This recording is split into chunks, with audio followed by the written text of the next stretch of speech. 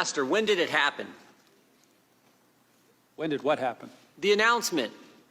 When did President Zelensky announce that the investigation was going to happen? On page 14, you said this: was there a quid pro quo? Today's your opening statement. As I testified previously, with regard to a requested White House call, White House meeting, the answer is yes, that there needed to be a public statement from President Zelensky.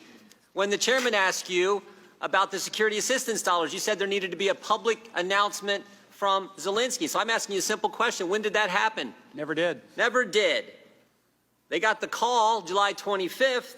They got the meeting, not in the White House, but in New York on September 25th. They got the money on September 11th. When did the meeting happen again? Never did. You don't know who was in the meeting? Which meeting are you referring to? The meeting that never happened. Who was in it? You know how Zelensky announced it? Did he tweet it? Did he do a press statement? Did he do a press conference? You know how that happened? I mean, you got all three of them wrong. They get the call, they get the meeting, they get the money. It's not 2 + 2, it's 0 for 3. I mean, I've never seen anything like this. And you told Mr. Castor that the president never told you that the announcement had to happen to get anything. In fact, he didn't just not tell you that, he explicitly said the opposite. The gentleman from Texas just read it. You said to the President of the United States, "What do you want from Ukraine?"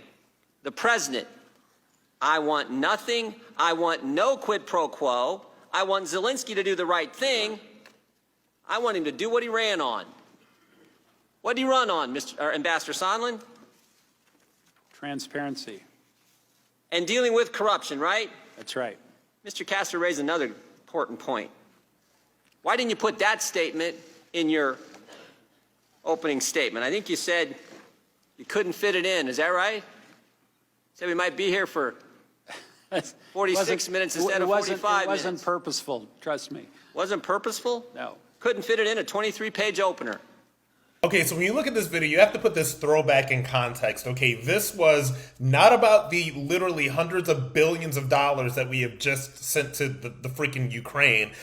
This was, I believe, one of the first sham impeachments of Donald Trump, where they said something about, he was trying to pressure Ukraine and would withhold funding from Ukraine. Like all of this other stuff, it was a sham that they brought up. But it's interesting looking at this clip in context of what we now know about Ukraine. Now look, obviously what is going on in Ukraine with the hundreds of billions of dollars of U.S. taxpayer money that has basically been printed out and shipped over to the Ukraine is one of the biggest money laundering operations that we have seen in American history. And of course, all the media and everybody's in on it. Zelensky is the person of the year for Time, and all of this stuff is going on. And by the way, the left and the right colluded on this stuff because they are all like pigs eating at the trough right now, getting fat. It's absolutely disgusting.